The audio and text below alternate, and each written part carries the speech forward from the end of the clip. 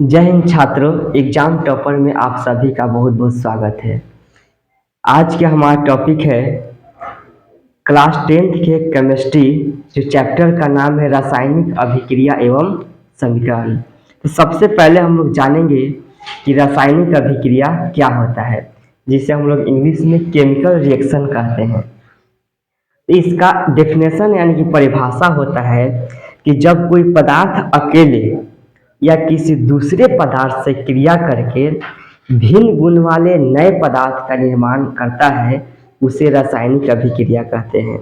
यानी कि इसका डेफिनेशन क्या है कि जब कोई पदार्थ अकेले या किसी दूसरे पदार्थ से क्रिया करके भिन्न गुण यानी कि अलग गुण वाले नए पदार्थ का निर्माण करता है, उसे क्या कहेंगे?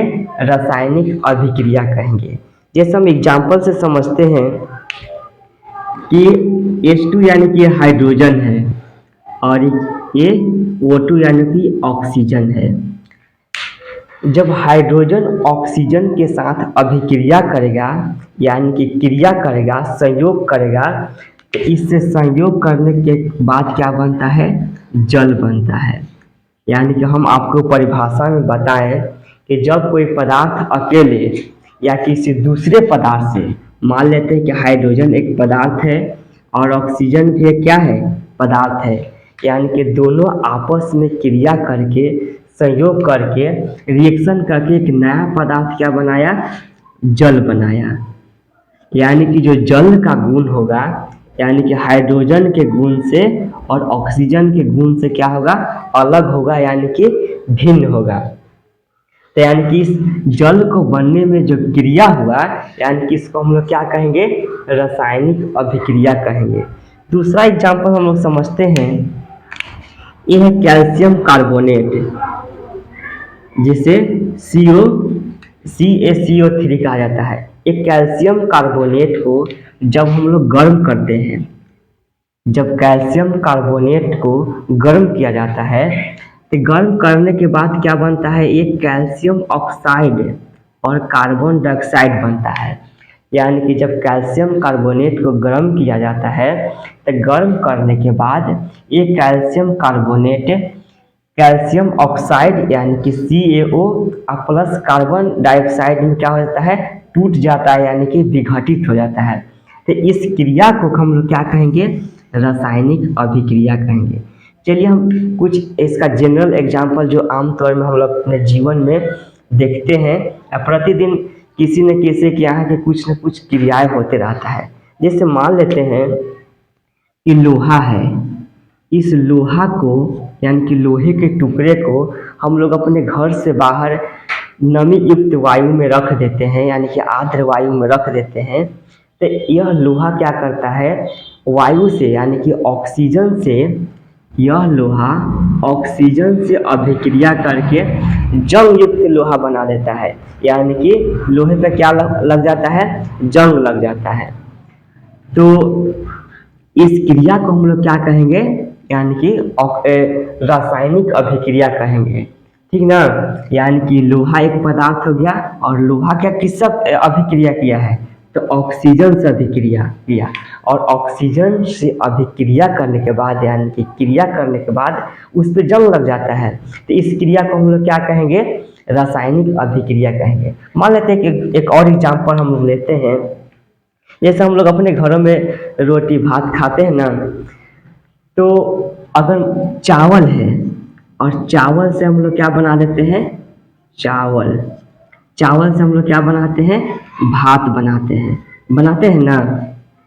इस चावल से भात बनाने के लिए हमें क्या चीज़ की जरूरत पड़ेगा? इस चावल में सबसे पहले जल को मिलाएंगे और चावल और जल को मिलाकर इसको ऊष्मा की उपस्थिति में क्या करेंगे? गर्म करेंगे। मतलब कि ऊष्मा की उपस्थिति में ये चावल और जल मिलकर यानी कि अभिक्रिया करके क्या बनाता है? भात बनाता है। यानी कि चावल एक पदार्थ हो गया, उसी तरह से जल एक पदार्थ हो गया, और दोनों आपस में क्रिया करके यानी कि दोनों आपस में डिस्ट्रैक्ट करके एक नया पदार्थ क्या बनाया? भात बनाया। तो इस क्रिया को हम लोग क्या कहेंगे? रासायनिक अभिक्रिया कहते हैं। एक और एग्जाम्पल हम लोग समझते हैं।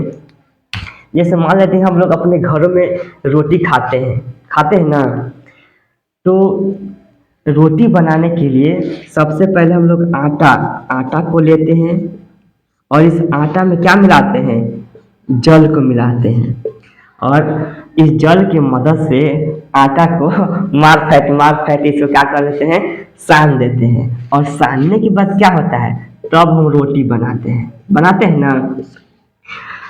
तो रोटी बनाने में जो क्रिया हुआ इसको हम लोग क्या कहेंगे, रासायनिक अभिक्रिया कहेंगे।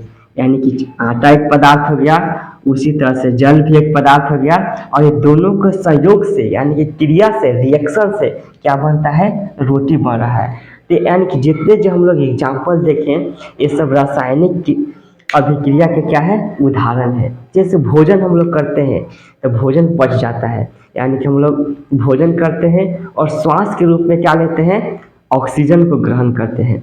यह ऑक्सीजन हमारे पेट में भोजन से क्रिया करके भोजन को क्या कर देता है, गायब कर देता है, यानी कि कुछ न कुछ रूप में उसको बदल देता है, परिवर्तित कर देता है। तो भोजन यानी कि भोजन का पाचन भी क्या है, एक रासायनिक अभिक्रिया है। उसी तरह से दूध से जब दही बनता है तो भी क्या है, वह एक तरह से रासायनिक अभिक्रिया है। दूध का फटना भी क्या है, वह एक रासायनिक अभिक्रिया है। जैसे घरों में हम लोग भोजन को अगर 1 या 2 टाइम उसको छोड़ देते हैं तो भोजन क्या होता है, खाने लायक नहीं होता है, यानी कि दुर्गंधित हो जाता है, उससे दुर्गंध आने लगता है।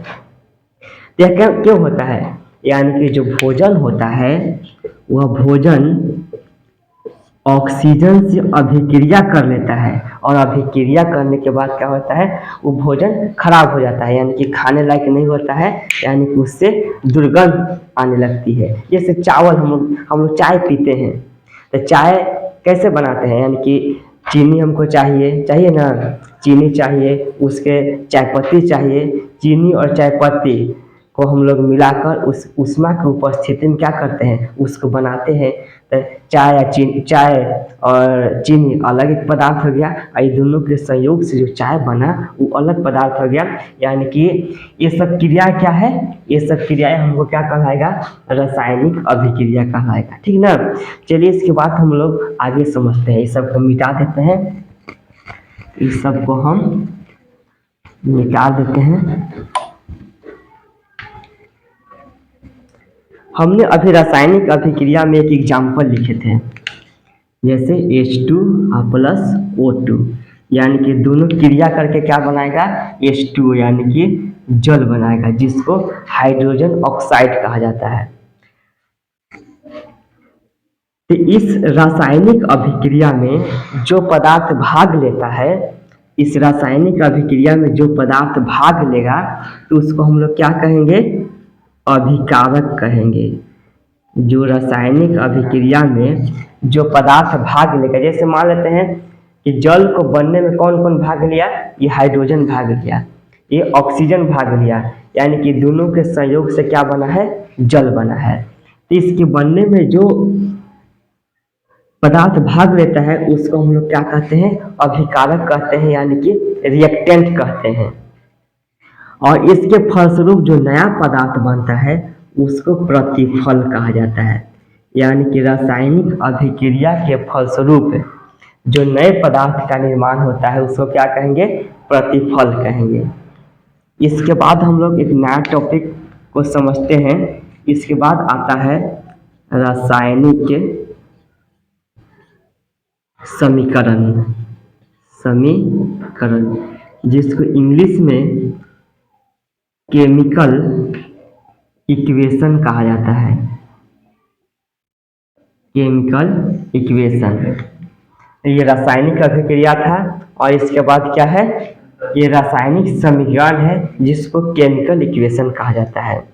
यानी कि जो पदार्थ रासायनिक अभिक्रिया में भाग लेता है और रासायनिक अभिक्रिया होने के बाद जो नया पदार्थ बनता है तो उसको हम लोग क्या कहेंगे, इसको तो अभिकारक कहेंगे, इसको प्रतिफल कहेंगे। तो रासायनिक अभिक्रिया में भाग लेने वाले पदार्थों को उसके तत्व या संकेतों के रूप में लिखना यानी कि दर्शाना क्या कहलाएगा, रासायनिक समीकरण कहलाएगा। कहने का मेरा अर्थ है कि रासायनिक अभिक्रिया है, इसका नाम है हाइड्रोजन। क्या नाम है? हाइड्रोजन। उसके बाद ही दूसरा भाग क्या लिया है? ऑक्सीजन। ऑक्सीजन। इससे नया पदार्थ क्या बना है? जल, यानी कि जिसका नाम है hydrogen oxide. Hydrogen oxide. Hydrogen oxide यानी कि रासायनिक अभिक्रिया में हाइड्रोजन भाग लिया है, ऑक्सीजन भाग लिया है, ये दोनों के मिलने से क्या बना? हाइड्रोजन ऑक्साइड, यानी कि जल का निर्माण हुआ है। तो रासायनिक अभिक्रिया में जो पदार्थ भाग लेता है, उस पदार्थ को उसके संकेत या सूत्र के रूप में लिखना क्या कहलाएगा? रासायनिक अभिक्रिया कहलाएगा। तो हाइड्रोजन का संकेत क्या यहाँ हो जाएगा? H2 हो जाएगा। ऑक्सीजन का संकेत क्या हो जाएगा? O2 हो जाएगा। और हाइड्रोजन ऑक्साइड का सूत्र क्या हो जाएगा? H2O हो जाएगा। यानी कि रासायनिक अभिक्रिया में जो पदार्थ भाग लेता है, उस पदार्थ को उसके संकेत या सूत्र के रूप में लिखना यानी कि दर्शाना क्या कहलाता है? रासायनिक समीकरण कहलाता है।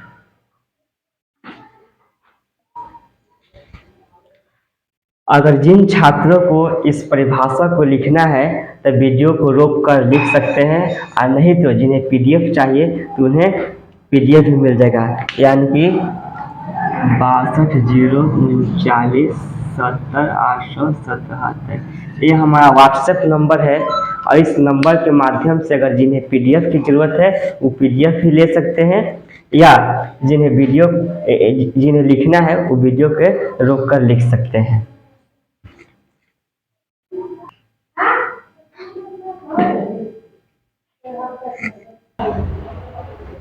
ये रासायनिक समीकरण का परिभाषा लिख दिए हैं। अगर जिन्हें लिखना है तो वीडियो को रोक कर लिख लें, अगर जिन्हें नहीं लिखना है तो अपना पीडीएफ इस व्हाट्सएप नंबर पर ले सकते हैं। अब हम लोग अगले